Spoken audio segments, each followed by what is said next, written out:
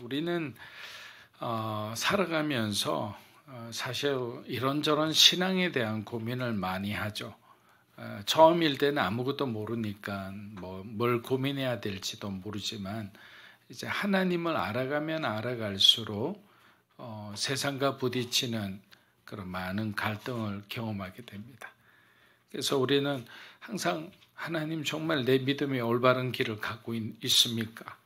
하나님은 지금 내 삶 속에서 어떻게 일하고 계십니까? 라는 것을 궁금해합니다. 왜냐하면 하나님께서 일하고 계심을 우리가 우리의 삶을 통해 뭔가 이렇게 확인하고 싶은데 확인할 것이 별로 보이지 않을 때가 많기 때문입니다. 의외로 많은 사람들이 신앙을 축복과 동일시하는 경향이 많습니다. 그래서 우리의 기도는 늘 하나님께 간구하는 것으로 흐를 때가 많습니다. 그러나 성경을 보면 신앙의 본질은 우리의 편안함이나 형통함에 있지 않다는 사실을 깨닫게 됩니다. 신앙은 하나님과의 관계 속에서 우리가 변화되고 성장하는 과정입니다. 근데 여러분 여기서 변화라는 것은 뭐냐면 지금까지 내가 고수하고 있던 그 어떤 삶의 틀이 깨워져야 하는 그런 어떤 과정을 반드시 겪어야 한다라는 거죠. 그러면 그것은 우리의 삶에는 고난의 모습으로 다가올 수 있고 고통의 모습으로 다가올 수 있다는 사실입니다. 여러분 바울을 보십시오. 그는 지금 감옥에 갇혀 있습니다. 세상의 기준으로 보면 지금 현재 그 바울의 모습은 실패한 인생의 모습이죠. 그러나 바울은 이렇게 말합니다. 나는 그리스도 예수의 일로 너희 이방인을 위하여 갇힌 자라라고 말합니다. 바울은 자신의 삶이 오직 자신을 위한 것이 아님을 분명히 잘 알고 있습니다. 그는 감옥에 있는 것이 불행이 아니라 하나님의 계획 속에 있는 하나의 계획임을 그는 확신하고 있었던 것입니다. 그럼 이것이 우리에게 주는 의미가 무엇일까요? 빌립보서 1장 12절에서 바울은 비슷한 가르침을 우리에게 줍니다. 형제들아, 내가 당한 일이 도리어 복음 전파의 진전이 된 줄을 너희가 알기를 원하여. 자, 똑같이 에베소나 빌립보서는 옥중서신서로 바울이 로마에서 첫 번째 감옥에 갇혀 있을 때, 정확하게 말하면 가택연금 당했을 때 적었던 책입니다. 바울은 감옥에서도 여전히 복음을 전하는 자로 살았습니다. 그에게 중요한 것은 어떤 환경이 아니라 자기를 구원한 예수 그리스도께서 주신 바로 그 복음이었던 것입니다. 그래서 그는 어떤 환경을 보고 절망하지도 낙심하지도 않았습니다. 오히려 그는 복음이 더 멀리 더 깊이 퍼지고 있음을 기뻐하였습니다. 자신이 갇혀 있는데 그러면 오히려 더 사람들이 위축되고 두려워하고 그러면 로마나 그 주변에 있던 그 지역에서 복음이 위축돼서 뭔가 이렇게 나쁜 소식들이 들려와야 되는데 우리의 스승 대신 바울이 감옥에 갇힐 정도로 그렇게 헌신하고 있다는 소식들이 들리자 젊은 형제들이 일어나기 시작했던 겁니다. 오히려 더 열심히 전도하기 시작했던 거예요. 그런 이야기를 들었을 때 바울은 어떻게 됐냐? 내가 이렇게 매여 있는 것이 결코 화가 아니라 나로 인해서 너희들이 각성하고 너희들이 깨어나고 너희들이 오히려 더 복음에 더 헌신하고 있으니 이것은 좋은 일이다. 이것은 기쁜 일이다라고 이렇게 받아들이고 있는 거예요. 여러분 우리의 삶에도 때로는 감옥과 같은 순간이 찾아옵니다. 기도에도 응답이 없는 것 같고 사방에 길이 막혀 있는 것 같고 그럴 때 저와 여러분은 어떻게 반응하십니까? 하나님을 원망하십니까? 아니면 자포자기하듯 그냥 낙심하고 그냥 뭔가 가지고 있는 모든 것을 확 던져버립니까? 여러분 사도 바울은 고난의 순간을 하나님께서 우리의 삶에 역사하시는 기회로 보았던 거예요. 우리가 겪는 어려움도 하나님께서 허락하신 자리입니다. 그러므로 우리가 머물러 있는 그 자리에서도 그리스도인으로서 믿음과 사랑을 우리는 나타낼 수 있을 정도로 성숙한 그리스도인이 되어야 된다는 거예요.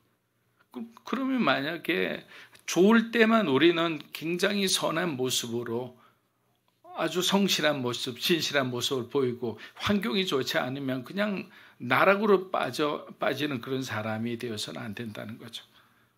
바울은 유대인들에게 오늘 아주 충격적인, 그들이 받아들이기 어려운 선언을 합니다. 뭐라고 했느냐면 이방인들도 하나님의 은혜 안에서 동일한 상속자가 되었다. 여러분, 이것은 세계관의 문제거든요. 여러분, 이 말이 당시 유대인들에게는 얼마나 낯설고 충격적인 말이었는지를 우리는 이해해야 하는 거예요. 그들은 오랫동안 하나님의 축복이 자신들에게만 주어진 하나의 특권이라 생각했어요. 왜냐하면 선민 사상이 그만큼 강했기 때문이죠. 이방인들은 결코 그 언약 안에 들어올 수 없는 개와 같은 존재로 생각했습니다. 그러나 바울은 이들의 아주 견고한 벽을 무너뜨리는 엄청난 선언을 한 것입니다. 하나님의 구원의 계획은 특정한 한 민족에 한정된 것이 아니라 모든 사람들에게 열려 있다는 것이 바로 바울의 선언이자 하나님의 뜻인 거예요. 여러분, 복음은 인간이 만든 모든 장벽을 허무는 하나님의 능력이에요. 그러나 우리는 여전히 우리 안에 보이지 않는 벽을 스스로 막 쌓을 때가 있습니다. 내 기준과 생각으로 누군가를 판단하며 저 사람은 도저히 구원받을 수 없는 사람이라고 쉽게 이야기해 버리기도 합니다. 물론 그 사람이 나쁜 사람이죠. 그러나 하나님의 사랑은 어디에도 제한받지 않는다는 사실을 기억했으면 합니다. 그 은혜는 유대인뿐만 아니라 이방인에게도, 과거뿐 아니라 오늘 우리에게도, 그리고 아직 그분을 알지 못하는 모든 사람에게도 동일하게 주어진 거예요. 언제까지입니까? 예수 그리스도께서 다시 오시는 바로 그날까지, 하늘에서 나팔 소리가 불리는 그날까지는 모든 사람에게 구원의 가능성이 다 열려 있는 거예요. 어떤 특정한 사람에게 주어진 특별한 은혜가 아니라는 거예요. 그래서 우리는 구원을 뭐라고 표현합니까? 보편적 은혜라고 표현하는 거예요. 사랑하는 여러분, 복음은 그냥 머물러 있는 거 아니에요. 여러분, 물이 항상 고인 물은 어떤 거예요? 나중에는 썩어버리죠. 흘러가지 않으니까. 그래서 우리가 계곡에 가면 계곡물은 항상 맑고 뭔가 이렇게 깨끗해 보이죠. 왜? 흘러가니까. 새로 계속 충전이 되니까. 그래서 우리가 받은 은혜는 반드시 세상으로 흘러가야 합니다. 제가 예전에 동경에 있을 때 동경의 한 큐티하기로 유명한 교회에 우리가 취재하러 간 적이 있습니다. 그 교인들은 우리 교회처럼 예배가 마치면 성도들이 이제 3, 3, 5 모여서 하나의 말씀을 가지고 서로가 나눔을 합니다. 또 가운데는 맛있는 음식을 두고 이렇게 아주 즐겁고 정말 보이기에는 천국과 같았어요. 너무나 아름답다. 이런 교회가 일본에도 있었다니 이런 생각을 하면서 감탄을 하고 돌아왔습니다. 그리고 난 뒤에 그 다음에 또 방문을 했을 때는 의문이 생기기 시작했습니다. 그것은 뭐냐면 이제 몇 가지 질문을 던졌어요. 성탄절 날 혹시 뭘 하십니까? 라고 물었더니 혹시 이웃들을 위해서 뭔가 계획이 있습니까? 아니에요. 저희들은 성탄절 날 저희들끼리 모여서 이렇게 합니다. 결국에는 은혜를 받았는데 은혜의 출구가 없는 교회였던 거예요. 여러분 어떻게 됩니까? 우리가 무엇을 맛있는 걸 먹었는데 우리가 그것을 배설하지 않으면 어떻게 되죠? 저와 여러분 병드는 거예요. 은혜를 받았는데 은혜를 흘려보내지 않는 교회는 병든 교회인 거예요. 아무리 부흥을 하고 아무리 성장을 하고 아무리 그게 유력한 사람들이 있어도 은혜 받은 교회는 더 열심히 더 많은 은혜를 구하기 위해서 계속 봉사하고 나누고 흘려보내고 자신을 이렇게 깎아내는 그런 어떤 아픔을 겪으면서도 빛이 되기 위해 노력하고 소금이 되기 위해 노력하고 그렇게 살아낼 때 하나님께서는 복음의 열매를 우리에게 맺히게 해주시는 거예요. 우리가 한번 생각해 보는 거예요. 나는 얼마나 하나님께 은혜 받은 사람인가. 여러분 마음속으로 한번 손 들어보세요. 나는 하나님께 은혜 받은 자라고 생각하신다면 그럼 나는 그 은혜를 얼마나 흘려보내고 있는가도 한번 생각해 봐야 되는 거예요. 우리의 가정에서, 우리의 일터에서, 우리의 삶 속에서 복음은 계속 전해져야 합니다. 여러분, 이것이 믿음으로 사는 교회가 표방하고 있는 선교적 교회의 그리고 아름다운 삶이다, 이렇게 표현할 수 있습니다. 에베소서 3장 4절 한번 읽어보겠습니다. 읽으면 내가 그리스도의 비밀을 깨닫는 것을 너희가 알 수 있으리라. 자, 여러분, 여기서 바울이 말하는 비밀은 단순한 어떤 미스터리가 아닙니다. 이것은 하나님께서 오랫동안 계획하셨지만 이제 막 드러난 복음의 핵심 진리, 이것을 바로 여기서 말하는 비밀이라는 것이에요. 그리고 중요한 것은 이 진리는 인간이 아무리 노력한다고 깨달을 수 없는 그러한 것이죠. 하나님께서 직접 계시한 진리다. 바울을 보십시오, 여러분. 그는 당대 최고의 교육을 받은 사람입니다. 철학을 공부했고 율법을 누구보다 잘 아는 사람이었어요. 하지만 그는 스스로 그리스도의 비밀을 깨달을 수 있었나요? 없었죠. 없었기 때문에 스데반의 죽음 앞에서 그리스도를 핍박하는데, 교회를 무너뜨리는데 가장 앞장선 사람이 바로 바울이었습니다. 그가 깨달았던 순간은 언제였습니까? 바로 다메섹 도상에서 하나님께서 그의 눈을 활짝 열어주셨을 때, 가려진 그의 눈에 비늘을 벗겨주시고 눈을 활짝 열어주셨을 때, 그는 하나님이 어떤 분이신지를 알고 지금까지 있던 인생을 다 내려놓고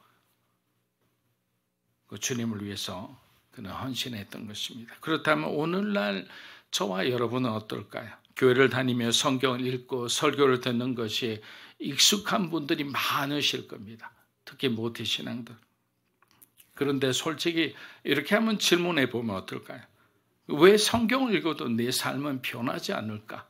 물론 조금씩 성장은 하겠지만 내가 그동안 신앙생활할 만큼 내 삶이 성장하지 않았다면 그것은 뭔가 문제가 있겠죠. 왜 말씀을 들어도 그냥 좋은 말씀으로만 느껴질까요? 여러분, 우리가 복음을 들어도 삶이 변하지 않는 이유는 분명합니다. 복음을 듣는 것과 복음을 깨닫는 것은 전혀 다른 이야기이기 때문에. 그렇다면 어떻게 해야 될까요? 첫째, 하나님께서 우리의 마음을 열어주시기를 기도해야 합니다. 우리가 성경을 아무리 읽고 설교를 많이 들어도 마음이 닫혀 있다면 아무런 변화가 일어나지가 않잖아요. 여러분, 신앙생활에서 가장 위험한 태도는 나는 이미 다 알고 있다, 나는 한 번 이상 경험해봤다는 그런 마음의 태도예요. 그건 하나님 앞에 오만한 태도죠. 이런 태도를 가지는 순간 우리는 복음을 제대로 깨달을 수 없습니다. 우리의 신앙이 메말랐을 때 그러면 가장 먼저 해야 될 것은 무엇입니까? 하나님, 내 마음을 열어주십시오. 내 영혼의 눈을 뜨게 해주십시오. 그래서 하나님께서 나를 향한 그 하나님의 계획을 우리가 알게 해주시고 주님의 마음이 머무는 곳에 우리도 거하게 해주십시오라는 거예요. 두 번째는 복음을 깨달았다면 나누어야 합니다. 제가 앞서 말씀드린 대로 바울은 복음을 깨닫자 가만히 있을 수가 없었어요. 그는 편지를 쓰고 설교를 하고 감옥에서도 복음을 전했습니다. 그것이 그의 사명이었기 때문이죠. 그는 너무나 중요한 진리를 깨달았기 때문에 누군가에게도 그냥 그 사람이 어떤 반응을 하는지 그 신경조차 그는 신경을 쓰지 않았어요. 그냥 나누지 않으면 안 되는 거예요. 혹시 예수님 아세요? 예수님이 어떤 일을 하셨는지 아세요? 그분이 나를 구원하셨습니다. 저는 과거에 이런 사람이었어요. 그런데 예수님을 만난 후 내 삶이, 내 가치관이, 내 세계관이 완전히 바뀌었습니다. 나는 예수님만 생각하면 얼마나 기쁜지 모르겠습니다. 덩실덩실 다윗처럼 정말 사람들 앞에 춤을 추라면 춤을 출 수 있어요. 저는 예수에 미친 사람입니다. 이렇게 계속 이렇게 전하는 거예요. 근데 우리는 신앙을 너무 복잡하게 생각하고 사람을 너무 의식하며 살아가기에 어쩌면 이 복음 안에서 자유함을 누리기가 어려울 때가 많습니다. 내성적인 사람들, 여러 가지 환경이 많죠. 그러나 우리는 이 세 가지만 딱 기억했으면 좋겠습니다. 하나님께서 우리를 사랑하셨다는 사실과 예수님께서 저와 여러분을 위해 죽으셨다는 사실입니다. 그리고 구원받은 우리는 예수님의 증인이 되어야 한다라는 사실이죠. 이 사실에 근거해서 그냥 살아가는 거예요. 에베소서 3장 5절입니다. 이제 그의 거룩한 사도들과 선지자들에게 성령으로 나타내신 것 같이 다른 세대에서는 사람의 아들들에게 알리지 아니하셨으며. 자, 구약에서는 하나님의 구원의 계획이 온전히 드러나지 않았어요. 구약은 마치 거울과 같은 거예요. 진짜가 아니라 진리가 비춰진 모습만 어렴풋이 볼 수 있는 거예요. 그러다가 신약에서 예수님의 오심으로 구약의 모든 것이 완성이 된 거죠. 그래서 그 계획은 마치 베일에 가려져 있었습니다. 그러나 때가 참에 우리가 그토록 악마하던 메시아가 오심으로 그 모든 비밀이 다 드러난 거예요. 그런데 여러분, 예수님이 오셨음에도 사람들은 여전히 주님을 제대로 깨닫지 못했습니다. 심지어 제자들조차도 예수님과 함께 3년간 동고동락하며 있었지만 여전히 그들은 갈팡질팡했어요. 마지막 순간까지도.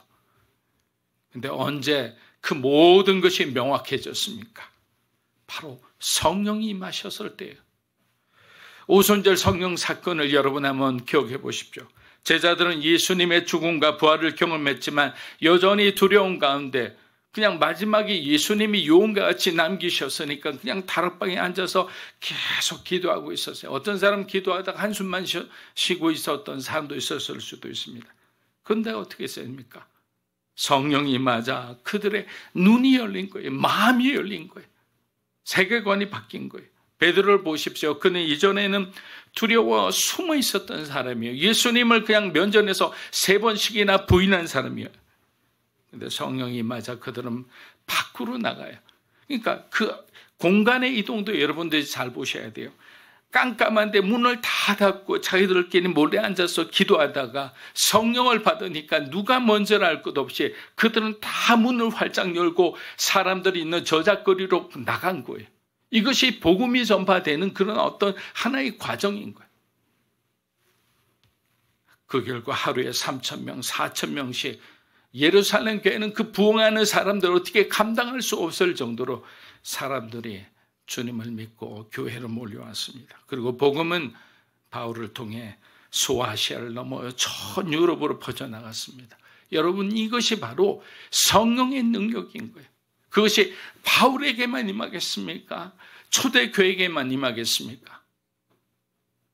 성령을 사모하는 믿음으로 사는 교회와 여러분에게도 임하리라 믿습니다. 그러나 오늘날 세상을 보십시오. 신앙보다 휴머니즘이 더 높은 자리를 차지하고 있어요. 사람들은 하나님의 뜻보다 인간의 권리와 성취를 더 중요하게 여깁니다. 진리보다 개인의 선택과 자유가 우선되는 시대입니다. 그 결과 우리의 자녀들, 친구들, 가족들이 점점 세상의 어떤 가치에 빠져들고 있는 거예요.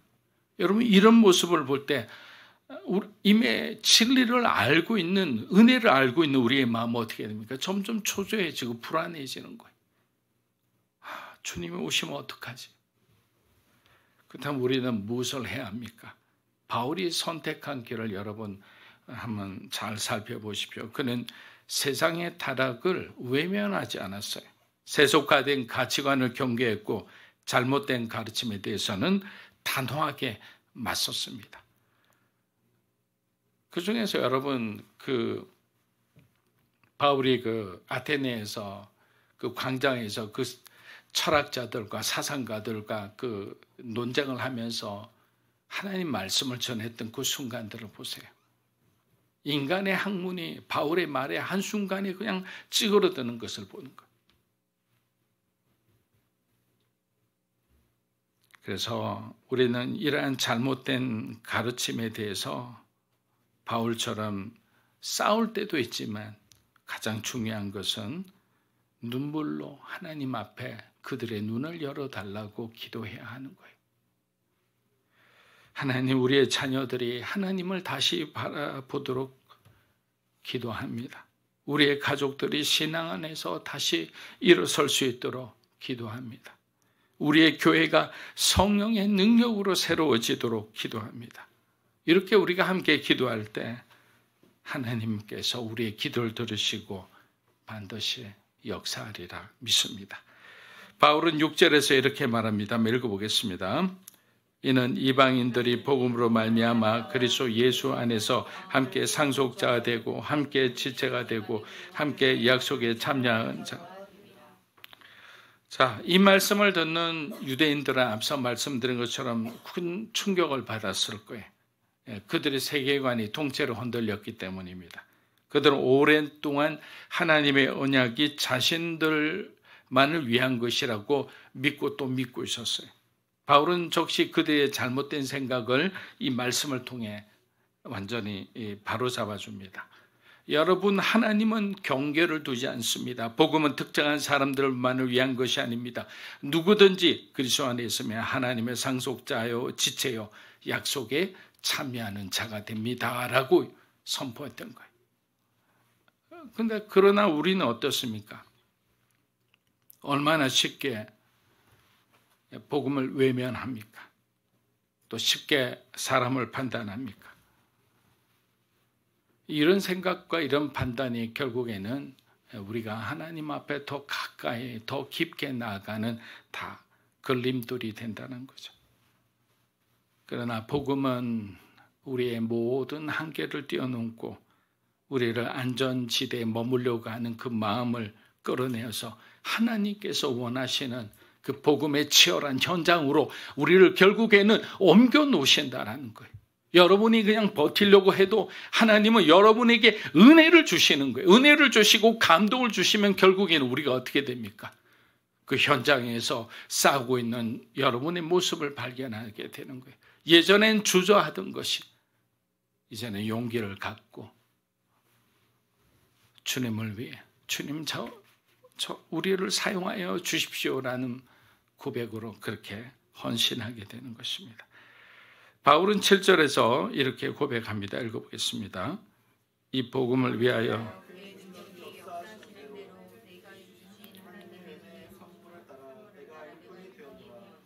자, 바울이 어떻게 일꾼이 되었습니까? 자신의 노력이나 자격 때문이 아닙니다. 스스로 원해서 된 것도 아닙니다. 하나님의 은혜가 그를 붙드셨고 하나님의 능력이 그를 변화시켰습니다. 그래서 그는 복음을 위해 주님을 위해 살아가는 사람이 되었고 또 그렇게 살아가는 자신을 자랑스럽게 여겼습니다. 때로는 매를 맞고 바울처럼 고난당한 사람도 없을 겁니다.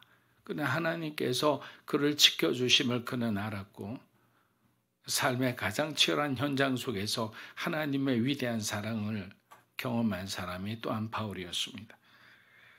은혜가 그를 살렸고 은혜가 그를 변화시켰으며 은혜가 그를 사명자로 세웠던 것입니다. 그러므로 중요한 것은 우리가 가진 지금 나의 스펙이 아니에요.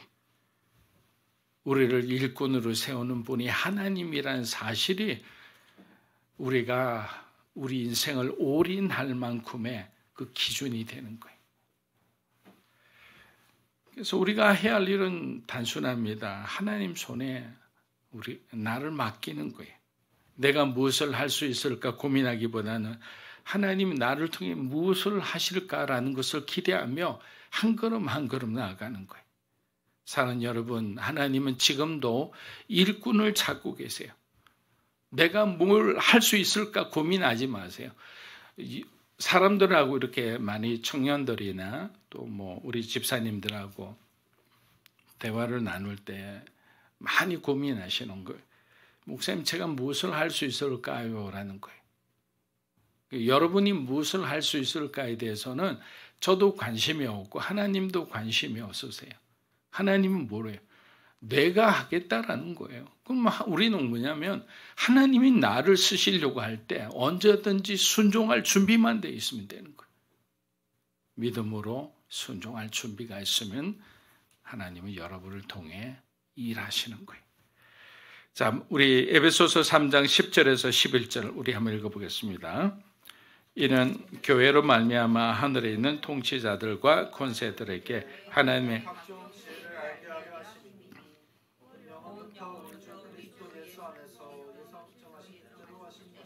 네. 자, 이제 더 이상 비밀을 풀 필요는 없습니다. 뭐 새로운 비밀을 만들어낼 이유도 없죠. 하나님께서 감추어 두셨던 구원의 비밀은 예수 그리스도를 통해 이미 다 드러났기 때문에. 그렇다면 우리가 해야 할 일은 무엇입니까? 그 비밀을 세상에 선포하고 세상에 전하는 거예요. 여러분이 사랑하는 사람에게 먼저 전하는 거예요. 그 복음을 필요로 하는 사람에게 전하는 거예요. 그것이 우리가 해야 할 가장 첫 번째 일이다. 바울은 여전히 감옥에 갇혀 있습니다. 그러나 그는 복음의 비밀을 숨길 수가 없었습니다. 그래서 우리가 흔히 이렇게 말해요. 복음의 비밀을 깨닫는 그 사람이 사명자가 된다고. 깨닫는 정도에 따라 헌신이 달라진다. 하나님의 은혜를 깊이 경험한 사람은 결코 침묵할 수가 없거든요. 왜냐하면 지금도 여러분은 여러분의 인생을 어느 정도 계획하며 그렇게 걸어가실 거예요. 근데 어느 날 갑자기 하나님이 인간의 어떤 순리의 삶에 갑자기 툭 치고 들어오면 어떻게 하시겠어요? 우린 그것을 섭리라고 그러거든요. 우리 인간의 순리주의 삶에 하나님이 들어오셔서 하나님의 뜻을 보여주시는 것이 바로 섭리적 사건이라는 거죠. 그런 사건이 있었을 때는 평소 준비가 되어 있지 않으면 우리는 갈등하는 거예요. 예전에 한번 말씀드린 것처럼 저는 아브라함이 실수도 많이 했지만 그가 위대한 믿음의 아버지가 된 가장 결정적인 이유 중에 하나가 그가 하나님 앞에 신실한 예배자였다는 사실이죠. 우리가 창세기를 갖다가 12장부터 17장까지 쭉 읽다 보면 우리는 한 장을 넘기는 것에 불과하지만 그 시간은 차이는 11년, 14년, 15년 이런 시간의 공백이 엄청나게 있어요. 그런데도 하나님께서 11년째 공백을 멈추고 다시 약속을 확인시켜 주기 위해서 아브라함에게 나타나셨을 때 아브라함 하시니 뭐라고 했습니까? 아브라함이 주의 종이 여기 있나이다. 말씀하소서. 여러분 이 장면 하나가 그냥 너무나 은혜가 되고 우리 자신을 반추해 보는 그런 중요한 말씀이 되는 거예요. 어떤 사람은 아브라함 해도 우리의 이름을 불러도 듣지 못하는 사람이 태반이에요. 근데 들을 수 있다는 것은 뭡니까? 하나님이 10년간 그렇게 기도를 해도 응답하시지 않은 그분이셨는데도 그 예배의 시간을 놓치지 않고 늘 하나님과 가까이 하려고 그는 하나님의 음성에 귀 기울이고 있었기 때문에 어느 날 갑자기 툭 하고 우리의 삶에 다가오시는 그 하나님의 음성을 아브라함은 들었던 거예요. 그리고 어떻게 됩니까? 약속을 주시죠. 그 약속은 점점 커집니다. 그 약속은 점점 분명해집니다. 저와 여러분이 하나님 왜 말씀하시지 않느냐고 하기 전에 내가 얼마나 하나님께 들을 준비가 되어 있는지를 우리가 한번 돌아보았으면 합니다. 오늘날 세상은 복음을 점점 더 거부합니다. 포스트 모더니즘의 환경은 전도하기에 결코 쉬운 환경은 아닙니다. 그러나 중요한 것은 환경이 아니라 뭐라고 그랬죠? 내가 그 비밀을 발견한 자인가 아닌가라는 거죠. 사람들이 복음을 받아들이느냐 거부하느냐는 저와 여러분의 영역이 아니에요. 왜? 구원에 대한 것은 전적으로 하나님이 하시는 일이기 때문에 우리는 그냥 씨 뿌리는 자의 어떤 역할을 충실히 해야 할 뿐이죠. 중요한 것은 우리가 복음을 선포하는 일에 충실한가 그렇지 않은가라고 했습니다. 여러분 1세기의 교회와 한번 비교해 보십시오. 그들이 처한 환경은 지금과 비교하기 어려울 정도로 굉장히 힘든 어떤 환경이었습니다. 핍박받았죠. 감옥에 들어갔죠. 순교했죠. 그러나 복음은 그 모든 장벽을 뚫고 지나갔다라는 거죠. 단순히 십자가 이야기를 전했을 뿐인데 어떤 사람들의 인생이 변화된 거예요. 여러분, 이것이 복음의 능력 아니겠습니까? 오늘의 교회는 이 드러날 비밀을 전해야 할 책임이 있습니다. 그것이 바로 교회와 성도, 바로 저와 여러분에게 주신 사명이기 때문이죠. 우리 마지막 에베소서 3장 12절 한번 읽어보겠습니다. 우리가 그 안에서 그를 믿음으로 말미암아 담대함과 확신을 가지고 하나님께 자, 성도들은 세상에 대해 바로 이러한 모습을 가져야 되죠. 세상을 향해, 사탄을 향해 우리는 담대하고 당당하게 나아가야 합니다. 여러분, 고개를 떨구지 마세요. 그 어떤 영적인 세력도 하나님의 자녀를 함부로 망가뜨릴 수 없어요. 그들은 지금 우리를 속이고 있는 거예요. 마치 대단한 존재인 것처럼 위세를 떨어뜨리는데 아무런 존재가 아니에요. 하나님의 걸작품인 우리들조차도 마음대로 할 수 있는 것처럼 위장하고 교묘하게 우리를 속이는 거예요. 그렇다면 제가 말한 그 근거를 말씀을 드릴게요. 요한일서 5장 18절 한번 읽어보겠습니다. 하나님께로부터 난 자는 다 범죄하지 아니하는 줄을 우리가 아노라. 하나님께로부터 나신 이가 그를 지키심에 악한 자가 그를 만지지도 못하느니라. 요한복음 10장 28에서 29절입니다. 내가 그들에게 영생을 주노니 영원히 멸망하지 아니할 것이요 또 그들을 내 손에서 빼앗을 자가 없느니라. 그들을 주신 내 아버지는 만물보다 크심에 아무도 아버지 손에서 빼앗을 수 없느니라. 아멘. 여러분, 이 두 말씀을 가지고 여러분들이 영적 전쟁을 할 때 먼저 내가 어떤 위치에 있는지를 여러분들이 먼저 확신하고 있어야 돼요. 그래야지 여러분들이 영적인 기도를 할 수가 있어요. 여러분, 구원의 기도는 쉬울 것 같죠? 그냥 간구하고 눈물 흘리면 될 것 같죠? 구원의 기도만큼 가장 강력한 영적 전쟁도 없어요. 왜? 하나님이 그들의 가려진 눈을 벗겨내야 되는데 그들이 스스로 이렇게 눈을 감고 있기 때문이에요. 예수님께서 밖에서 두드리시는데도 문을 열 생각을 하지 않아요. 사탄은 계속 속삭이겠죠. 네가 예수를 믿어봐야 아무런 소용이 없다고. 지금 네가 느끼는 거, 네가 즐기는 거 이대로 해도 너는 성공한다고 이야기하겠죠. 여러분, 우리의 위치를 알면 우리는 충분히 어떠한 싸움에서도 이길 수 있습니다. 그래서 두려워할 필요 없어요. 두려움을 주는 거예요, 사탄은. 하나님께서는 우리를 지키시며 그 누구도 우리를 그분의 손에서 빼앗을 수 없습니다. 우리는 현재의 고난이 장차 나타날 영광과 비교할 수 없음을 알기에 어떤 순간에도 또 낙심하지 않는 거예요. 하늘의 복음을 가진 자로서, 하늘의 비밀을 맡은 자로서 그리스도의 끝없는 부유함을 교회를 통해서 우리는 담대히 전하는 거예요. 비록 우리는 아직 어린 교회죠. 아직 힘이 부족한 교회죠. 그러나 여러분들이 믿음이 성장하면 어떻게 되겠어요? 어떤 한 사람의 믿음을 통해 교회가 폭발하면 어떻게 되겠습니까? 불덩이가 되겠죠. 사단은 두려워할 겁니다. 그래서 고난을 무서워하지 말고 우리가 받는 고난은 영광임을 기억했으면 합니다. 재물이든 시간이든 하나님께 바쳐서 손해본 사람은 없습니다. 우리에게 더 큰 영광으로 보상해 주시기 때문입니다. 우리에게 이 비밀을 알게 해주신 주님께 감사하며 교회를 통해 아직 믿지 않는 영혼을 구하는 하는 우리 믿음으로 사는 교회가 되시기를 축복합니다.